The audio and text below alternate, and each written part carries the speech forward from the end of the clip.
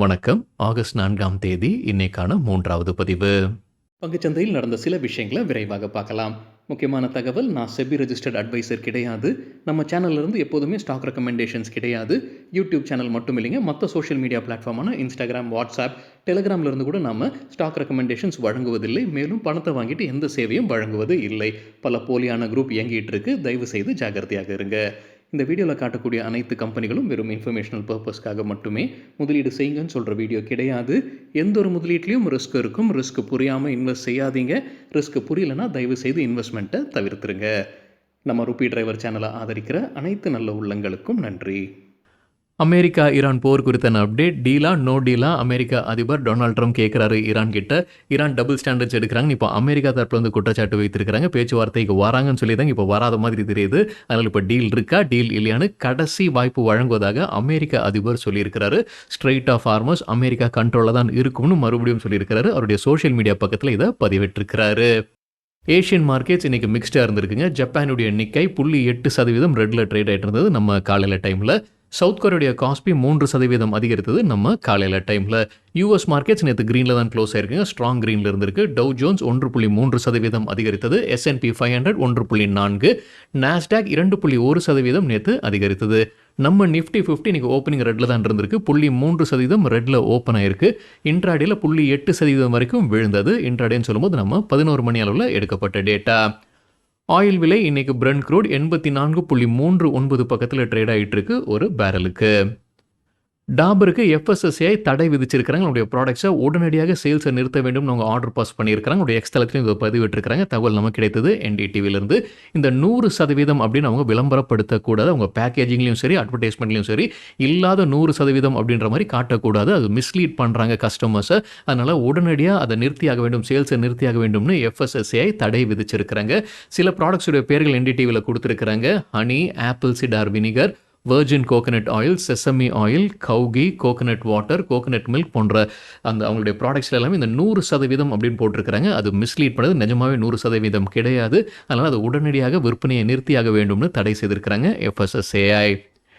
LIC குறித்து காலையில் video நம்ம செய்தி பார்த்துருந்தாங்க. மத்திய அரசு கிட்டத்தட்ட 6.5% ஸ்டேக் வரைக்கும் விற்பனை செய்ய முடிவு செய்திருக்கிறாங்க ஆஃபர் ஃபார் சேல் வழியாக. அதோடைய ரியாக்ஷனாக இன்றைக்கி 9% இன்ட்ராடேயில் விழுந்திருக்கு. இன்ட்ராடேன்னு சொல்லும்போது நம்ம 11 மணி அளவில் எடுக்கப்பட்ட டேட்டா. தெரியாதவங்களுக்காக, காலையில் வீடியோ பார்க்காதவங்களுக்காக, அரசு கிட்டத்தட்ட 6.5% ஸ்டேக்கை விற்பனை செய்ய முடிவு செய்திருக்கிறாங்க. அதில் பேஸ் வந்து 2.5%. டிமாண்ட் அதிகமாக இருக்கும் பட்சத்தில் கூடுதலாக 4% விற்பனை செய்திருக்கிறாங்க. நிர்ணயித்திருக்கக்கூடிய ஃப்ளோர் பிரைஸ் ₹382. அது நேற்று க்ளோசிங்கிலிருந்து ஒப்பிடும்போது 10% டிஸ்கவுண்ட்டில் விலையை நிர்ணயித்திருந்திருக்கிறாங்க. இன்றைக்கி நான் ரீட்டைல் இன்வெஸ்டர்ஸ் பங்கெடுக்க முடியும். நாளைக்கு ரீட்டைல் இன்வெஸ்டர்ஸ் பங்கெடுக்க முடியும் இந்த ஆஃபர் ஃபார் சேலில்.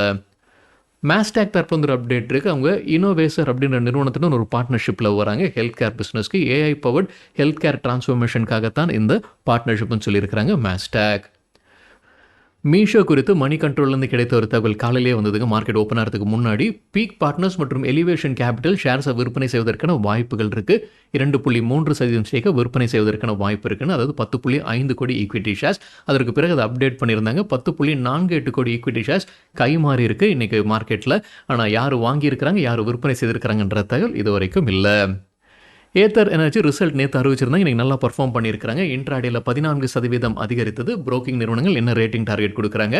நொமுரா தொடர்ந்து பை ரெக்கமெண்டேஷன் எதிர்பார்க்குற டார்கெட் 1714. இப்போ 1450 பக்கத்தில் ட்ரேட் ஆகிட்டு இருக்கு ஏத்தர் எனர்ஜி. CLSA தொடர்ந்து அவுட் பர்ஃபார்ம் ரேட்டிங் எதிர்பார்க்குற டார்கெட் ₹1600. UPL இன்னைக்கு இன்ட்ராடேல வீழ்ச்சியை பார்த்துருந்துருக்காங்க. நேற்று ரிசல்ட் அறிவிச்சிருந்தாங்க. அதோட ரியாக்ஷனாக இருந்திருக்கலாம். 6% விழுந்தது. ஜெஃப்ரீஸ் தொடர்ந்து பை ரேட்டிங் கொடுக்குறாங்க. UPLக்கு எதிர்பார்க்குற டார்கெட் 715. இப்போ 590 பக்கத்தில் ட்ரேட் ஆகிட்டு இருக்கு UPL. ஆனவல் வயர் அண்ட் இன்ஜினியரிங் IPO குறித்தான தகவல் நேற்று முதல் நாளுங்க. ஸோ முதல் நாளே சப்ஸ்கிரிப்ஷன் ஃபுல்லாகிடுச்சு.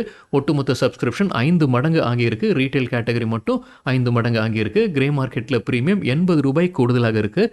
அது IPO விலையை காட்டிலும் 30% அதிகம். டாடா பேட்டரி செல்ஸ் உற்பத்தியில் கவனம் செலுத்த இருக்கிறாங்கன்னு CNBC TV18 அப்டேட் கொடுத்துருக்காங்க. குறிப்பாக அவங்க சொல்லியிருப்பது இந்த LFP battery cells, lithium ion phosphate battery செல்ஸை இந்தியாவில் உற்பத்தி செய்யறதுக்கான கவனத்தில் இருக்கிறாங்க. Agratas energy storage solutions private அவங்களுடைய மற்றொரு நிறுவனம், அது வழியாகத்தான் இதை உற்பத்தி செய்ய இருக்கிறாங்க. ஏன்னா சைனா புது கட்டுப்பாடுகளை விதிச்சிருக்கிறாங்க அந்த டெக்னாலஜியை டிரான்ஸ்ஃபர் பண்ணுறதுக்கு. அதனால் நாமளே பண்ணிடலாம் அப்படின்னு டாடா இறங்கி இருக்கிறாங்க. இதற்கான ஒரு பைலட் ப்ராஜெக்ட் அவங்க பண்ண இருக்கிறாங்க. குஜராத்தில் இருக்கக்கூடிய ஆலையில் பைலட் ப்ராஜெக்ட் செய்ய இருக்கிறாங்க. இது வெற்றிகரமாக முடிந்ததற்கு பிறகு கமர்ஷியல் ப்ரொடக்ஷன் பிளான்ஸ் துவங்க இருக்கிறாங்கன்ற செய்தி CNBC TV18 தகவல் கொடுத்திருக்கிறாங்க. தூத் டிரான்ஸ்மிஷன் IPO குறித்தான தகவல் ஆகஸ்ட் 10 IPO ஓப்பன் ஆகுது, 12 முடிவுக்கு வருது. இப்போ விலை நிர்ணயித்திருக்கிறாங்க. லோவர் பேண்ட் ரூபாய் 829, அப்பர் பேண்ட் ரூபாய் 871, 3066 கோடி ரூபாய் வரைக்கும் ஃபண்ட் ரைசிங் பண்ணுறதுக்கான முயற்சி. ஃப்ரெஷ் இஷ்யூ இருக்குது, ஆஃபர் ஃபார் சேலும் இருக்குது. ஃப்ரெஷ் இஷ்யூ வழியாக 1400 கோடி ரூபாய் ஃபண்ட் ரைசிங் செய்வதற்கான முயற்சி.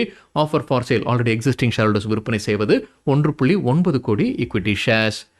கன்சாய் நேரோலாக் நேற்று ரிசல்ட் அறிவிச்சிருந்தாங்க. இன்னைக்கு இன்ட்ராடேல 4% அதிகரித்தது. ஆனால் இந்த வீடியோ சேர தருணத்தில் ரெட்ல ட்ரேட் ஆகிட்டு இருக்கு.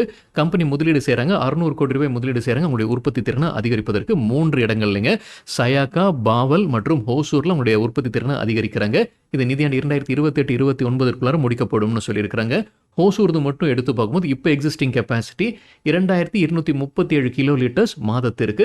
இப்போ கூடுதலாக 900 kilo litres per month add பண்ணுறாங்க. இதற்காக 65 கோடி ரூபாய் முதலீடு செய்கிறாங்க. இது ஹோசூர் ஆலையில் மட்டும் ஒட்டுமொத்தமாக 600 கோடி ரூபாய் முதலீடு செய்கிறாங்க.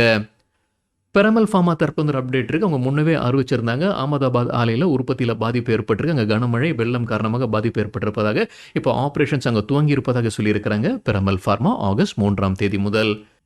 PC ஜுவல்லர்ஸ் பென்னி ஸ்டாக் இன்னைக்கு இன்ட்ராடேல 3% அதிகரித்தது. கம்பெனி தரப்புல ஒரு அப்டேட் இருக்கு.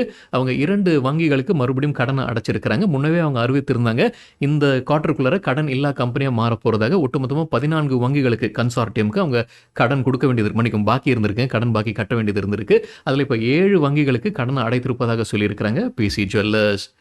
KEI இண்டஸ்ட்ரீஸ் இன்னைக்கு இன்ட்ராடேல 8% அதிகரித்தது. ரிசல்ட் ரியாக்ஷனாக இருந்திருக்கலாம். 700 கோடி ரூபாய் முதலீடு செய்ய போறாங்க. ராஜஸ்தான் ஆலையில் அவங்களுடைய வயர்ஸ் மற்றும் கேபிள்ஸ் உற்பத்தி திறனை அதிகரிக்க இருக்கிறாங்க. இது செப்டம்பர் 2028 முடிக்கப்படும்னு சொல்லியிருக்கிறாங்க. கேபிள்ஸ் உடைய எக்ஸிஸ்டிங் கெப்பாசிட்டி இப்போ ஆண்டிற்கு 2.6 லட்சம் கிலோமீட்டர்ஸ், கூடுதலாக 50,000 கிலோமீட்டர்ஸை சேர்க்க இருக்கிறாங்க KEI இண்டஸ்ட்ரீஸ். எக்ஸைட் இண்டஸ்ட்ரீஸ்க்கு புரோக்கிங் கம்பெனிஸ் என்ன ரேட்டிங் டார்கெட் கொடுக்குறாங்க? சிட்டி தொடர்ந்து பை ரேட்டிங், டார்கெட் ப்ரைஸை உயர்த்தி இருக்கிறாங்க. முன்ன சொன்னது 410, புது டார்கெட் 510, இப்போ 447 பக்கத்தில் ட்ரேட் ஆகிட்டு இருக்கு எக்ஸைட் இண்டஸ்ட்ரீஸ். கோடெக் செக்யூரிட்டிஸ் தொடர்ந்து செல் ரேட்டிங், ஆனால் டார்கெட் ப்ரைஸை உயர்த்தி இருக்கிறாங்க. முன்ன சொன்னது 300, புது டார்கெட் 325. புரோக்கிங் நிறுவனங்கள் உங்களுடைய கஸ்டமர்ஸ்க்கு ஒரு அறிவுரை வழங்கி இருக்கிறாங்க. 3 மணி முதல் 3:05 உங்களுடைய பொசிஷன்ஸை க்ளோஸ் பண்ணிடுங்கன்ற அறிவுரை வழங்கி இருக்கிறாங்க. என்ன காரணம்னா நேற்று தான் NSE CAS க்ளோசிங் ஆக்ஷன் செஷனை கொண்டு வந்திருக்கிறாங்க. ஸோ கடைசி அரை மணி நேரத்தில் இந்த செஷன் நடக்க இருக்குது. அதனால் ப்ரைஸ் டிஸ்கவரிக்காக அது புதிதாக வந்திருக்கு. ஒரு குழப்ப நிலை இருந்துகிட்டு இருக்குது, நிலையற்ற தன்மையாக இருக்குது. நிறைய பேருக்கு என்ன நடக்குதுன்னு தெரியாமல் இருக்குது. அதனால் அதை அவாய்ட் பண்ணிவிடுங்க. 3லேருந்து 3:05 உங்களுடைய பொசிஷன்ஸை க்ளோஸ் பண்ணிவிடுங்கன்னு புரோக்கிங் நிறுவனங்கள் உங்களுடைய கஸ்டமர்ஸ்க்கு அறிவுரை வழங்கி இருக்கிறாங்க. மற்றொரு விஷயமும் தென்பட்டிருக்காங்க, குறிப்பிட்டு சொல்லியிருக்கிறாங்க. பொதுவாக எப்படின்னா கேஷ் மார்க்கெட்டை காட்டிலும் ஃபியூச்சர் மார்க்கெட் தான் ப்ரீமியமில் ட்ரேட் ஆகிட்டு இருக்கும். ஆனால் நேற்று 3:15 மணிக்கு பிறகு பார்க்கும்போது கேஷ் மார்க்கெட் ப்ரீமியமில் இருந்திருக்கு, ஃபியூச்சர்ஸை காட்டிலும். அதற்கும் CAS தான் காரணமாக இருந்திருக்கலாம்னு வல்லுநர்கள் கருத்து தெரிவிச்சிருக்கிறாங்க. ஒரு குழப்பமான சூழ்நிலை இருக்குது. அதனால் அதை அவாய்ட் பண்ணிவிடுங்க. அதனால் உங்களுடைய பொசிஷன்ஸை முன்னதாகவே க்ளோஸ் பண்ணிவிடுங்க. 3லேருந்து 3:05 க்ளோஸ் பண்ணிவிடுங்கன்ற அறிவுரை புரோக்கிங் நிறுவனங்கள் வழங்கியிருக்கிறாங்க. VVIP இன்ஃப்ராடெக் தரப்புல ஒரு அப்டேட் இருக்குது. டெல்லியில் அவங்களுக்கு 198 கோடி ரூபாய்க்கான கான்ட்ராக்ட் கிடைச்சிருக்கு. சூவரேஜ் ப்ராஜெக்ட் இது. இந்த கம்பெனி குறித்து பார்க்கும்போது பெரிய அளவில் வால்யூம் ட்ரேட் ஆகலைன்னு நினைக்கிறாங்க. இந்த கம்பெனியில் இன்னொரு முறை சரிபார்க்க வேண்டும். நால்கோக்கு புரோக்கிங் கம்பெனிஸ் என்ன ரேட்டிங் டார்கெட் கொடுத்துருக்காங்க? கோடெக் இன்ஸ்டிடியூஷனல் ஈக்விட்டிஸ் ரேட்டிங்கை அப்கிரேட் பண்ணியிருக்கிறாங்க. ஆடிலிருந்து பையாக உயர்த்தி இருக்கிறாங்க. டார்கெட் ப்ரைஸ் முன்ன சொன்னது 442, புது டார்கெட் 445. ICICI செக்யூரிட்டிஸும் ரேட்டிங்கை அப்கிரேட் பண்ணியிருக்கிறாங்க. ஹோல்டிலிருந்து ஆட் ஆக டார்கெட் ப்ரைஸும் உயர்த்தி இருக்கிறாங்க. முன்ன சொன்னது 395, புது டார்கெட் 400 ரூபாய். E20 பெட்ரோல் சர்ச்சை மறுபடியும் ஒரு கேள்வி எழும்பியிருக்குங்க. இந்த முறை SIAM society of Indian automobile manufacturers அரசுகிட்ட ஒரு கோரிக்கையை முன்வைத்து இருக்கிறாங்க. ஏன்னா கலப்படம் இருக்குது, E20 ஃபியூலில் கலப்படம் இருக்குன்ற குற்றச்சாட்டை அவங்க எழுப்பியிருக்கிறாங்க. 2 விஷயங்கள், ஒன்று குளோரைட் கண்டென்ட் அதிகமாக இருக்குது, மற்றொன்று மாய்ஸ்சர் கண்டென்ட் அதிகமாக இருக்குது. ஸோ இது எங்கே அதிகரிக்குதுன்றது கொஞ்சம் கண்டறிங்கன்னு அரசுகிட்ட கோரிக்கை முன்வைத்திருக்கிறாங்க. அரசு ஆயில் மார்க்கெட்டிங் கம்பெனிஸ்னு ஒரு மீட்டிங் நடத்தியிருக்கிறாங்க. அந்த கார் உற்பத்தியாளர்களும் மீட்டிங் நடத்தியிருக்கிறாங்க. ஆயில் மார்க்கெட்டிங் கம்பெனிஸ் அவங்களுடைய டெஸ்டிங், அவங்களுடைய சோதனையை அதிகப்படுத்த வேண்டும். இந்த ரீட்டைல் ஃபியூல் பம்ப்ஸ்ல எல்லாமே அவங்களுடைய சோதனையை அதிகரிக்க வேண்டும்ன்ற ஒரு கோரிக்கை அரசு வைத்திருக்கிறாங்க. OMC நிறுவனங்களுக்கு அது செய்வாங்க. ஆனால் இப்போ SIAM என்ன சொல்லியிருக்கிறாங்கன்னா, இந்த high chloride high moisture content காரணமாக வாகனங்கள் பழுதடையுது, எந்தெந்த பாகங்கள் பழுதடையுதுன்னு அவங்க குறிப்பிட்டு சொல்லியிருக்கிறாங்க. இந்த ஹை குளோரைடு கடந்த 2 ஆண்டுகளாக பியூரோ ஆஃப் இந்தியன் ஸ்டாண்டர்ட்ஸ்க்கு இவங்க ஒரு பரிந்துரை கொடுத்துக்கிட்டு இருக்கிறாங்க. அதாவது மேக்ஸிமம் அலோவபிள் லிமிட்டை செட் பண்ணுங்க அப்படின்றது. அது இன்னும் செய்யலை அப்படின்ற மாதிரி சொல்லியிருக்கிறாங்க சிஎன்பிசி டிவி 18ல. மற்றொன்று இந்த மாய்ஸ்சர் வந்து இவங்க சோதனை செய்ததில் மாய்ஸ்சருக்கு வந்து அலௌடு வந்து 3000 mg per kg. ஆனால் இப்போ இருந்திருப்பது 10,000க்கு மேலே இருந்திருப்பதாக கண்டறியப்பட்டிருக்கு.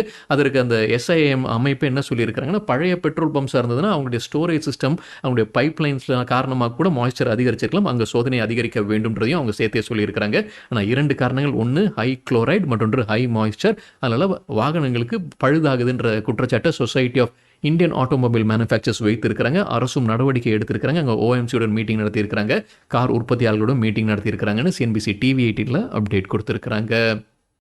ஐநாக்ஸ் இந்தியா நேற்று குவார்ட்டர்லி ரிசல்ட் அறிவிச்சிருந்திருக்காங்க. இன்னைக்கு இன்ட்ராடேல 5% விழுந்தது. ஆனால் இந்த வீடியோ சேர தருணத்தில் கிரீன்ல ட்ரேட் ஆகிட்டு இருக்கு.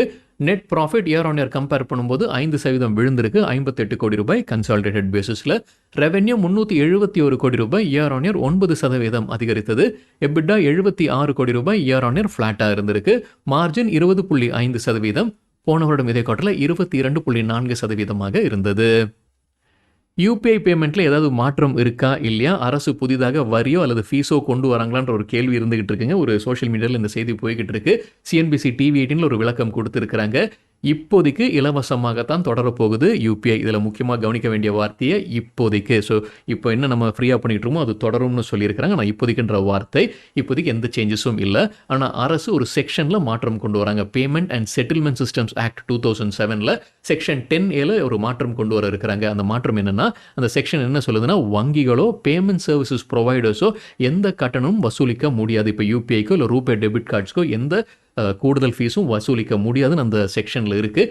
அதில் மாற்றம் கொண்டு வர இருக்கிறாங்க. என்ன மாற்றம் கொண்டு வர இருக்கிறாங்கன்னா, அரசு நினச்சாங்கன்னா அந்த புதிதாக அவங்க ஃபீஸை கொண்டு வரலாம் அப்படின்னு மாற்ற இருக்கிறாங்க. ஸோ இப்போதைக்கு ஃபீஸ் போட போகிறது இல்லை, ஆனால் ஃபீஸ் போடலாம் அப்படின்ற மாதிரி அவங்களுடைய சட்டத்தை மாற்ற இருக்கிறாங்கன்னு சிஎன்பிசி டிவி 18ல அப்டேட் கொடுத்துருக்காங்க. அதற்கான டெர்மினாலஜி என்ன சொல்லியிருக்கிறாங்கன்னா, மர்ச்சன்ட் டிஸ்கவுண்ட் ரேட். 2020 இந்த மர்ச்சன்ட் டிஸ்கவுண்ட் ரேட்டை வந்து அவங்க நிறுத்தியிருந்தாங்க, தடை செய்திருந்தாங்க அரசு. அந்த மர்ச்சன்ட் டிஸ்கவுண்ட் ரேட் இல்லாமல் தான் இருக்கும்னு அப்போ 2020 கொரோனா டைமில் அவங்க கொண்டு வந்திருந்தாங்க. இப்போ அந்த மர்ச்சன்ட் டிஸ்கவுண்ட் ரேட்டு மறுபடியும் போடுவதற்கான வாய்ப்புகள் இருக்குது. ஆனால் இப்போதைக்கு அவங்க போட போகிறது இல்லை, சட்டத்தில் மாற்றம் கொண்டு வர இருக்கிறாங்கன்னு சிஎன்பிசி டிவி 18ல அப்டேட் கொடுத்துருக்குறாங்க. ஜூலை மாதத்தில் மட்டும் யூபிஐ ப்ராசஸிங் எவ்வளோ ஆயிருக்குன்னு பார்க்கும்போது 23.66 பில்லியன் டிரான்சாக்ஷன்ஸ். வால்யூம் படி பார்க்கும்போது 23.66 பில்லியன் டிரான்சாக்ஷன். இதே ரூபாய் மதிப்பில் பார்க்கும்போது 29.88 லட்சம் கோடி ரூபாய் யூபிஐ வழியாக மாறியிருக்கு. ஸோ இதை பராமரிப்பதற்காக பேங்க்ஸ்க்கும் பேமெண்ட் சர்வீசஸ் ப்ரொவைடர்ஸும் அவங்க முதலீடு செய்துட்டு இருக்கிறாங்க, அவங்க இன்வெஸ்ட் பண்ணிட்டு இருக்காங்க, அவங்களுக்கு செலவு ஆகிட்டு இருக்கு. ஸோ அதற்காகத்தான் இந்த ஃபீஸை கொண்டு வருவதற்கான வாய்ப்புகள் இருக்கு. 2020 இந்த எம்டிஆரை அரசு தடை செய்திருந்த போது காம்பன்சேஷன் வழங்க வங்கிகளுக்கும் பேமெண்ட் சர்வீசஸ் ப்ரொவைடர்ஸ்க்கும் காம்பன்சேஷன் வழங்கப்பட்டிருக்கு. ஆனால் அந்த காம்பன்சேஷன் இப்போ போதிய அளவுக்கு இல்லைன்னு வல்லுநர்கள் சொல்லிக்கிட்டு இருக்கிறாங்க. ஸோ இப்போ எம்டிஆர் கொண்டு வருவதற்கான வாய்ப்புகள் இருக்கு. ஸோ எம்டிஆர்னா என்னன்னா, மர்ச்சன்ட்ஸ், அந்த வணிகர்கள் தான் அந்த பணத்தை கட்டணும். ஆனால் வணிகர்கள் அவங்க பாக்கெட்ல இருந்து கொடுக்க போறதில்ல, அவங்க ஒன்று அவங்க பாஸ் ஆன் பண்ணிடுவாங்க, இல்லை அவங்க பாக்கெட்ல இருந்து கொடுக்கணும். ஆனால் பெரும்பாலும் பாஸ் ஆன் தான் பண்ணுவாங்க. கஸ்டமர்ஸ்க்கு தான் அது பாதிப்பை ஏற்படுத்தும். ஸோ எல்லா டிரான்சாக்ஷனுக்கும் கொண்டு வருவதற்கான வாய்ப்பு இருக்குன்னா, பெர்ன்ஸ்டைன் என்ன சொல்லியிருக்கிறாங்கன்னா, அவங்க தரப்புல இருந்து ஒரு பரிந்துரை என்ன கொடுத்துருக்காங்கன்னா, 2000 ரூபாய்க்கு மேலே டிரான்சாக்ஷன் நடக்கும்போது அவங்க அந்த ஃபீஸை கொண்டு வருவதற்கான வாய்ப்புகள் இருக்குன்னு அவங்க பரிந்துரை கொடுத்துருக்காங்க பெர்ன்ஸ்டைன். இப்போதைக்கு அரசு தரப்புல எதுவும் கிடையாதுங்க. இந்த 2000 ரூபாய்க்கு மேலே நடக்கக்கூடிய டிரான்சாக்ஷன் வால்யூம் படி பார்க்கும்போது வெறும் 4% மட்டும்தான். ஆனால் ரூபாய் மதிப்பில் பார்க்கும்போது 70% வருது 2000 ரூபாய்க்கு மேலே நடக்கக்கூடிய டிரான்சாக்ஷன்ஸில். ஸோ அந்த மாதிரியான டிரான்சாக்ஷன்ஸுக்கு அவங்க புதிதாக அந்த ஃபீ, எம்டிஆர் ஃபீயை கொண்டு வருவதற்கான வாய்ப்புகள் இருக்குன்னு பெர்ன்ஸ்டைன் கருத்து தெரிவிச்சிருக்கிறாங்க. சரிங்க, இதுதான் சில விஷயங்கள் என்னுடைய பார்வைக்கு எட்டியது. நன்றி, வணக்கம்.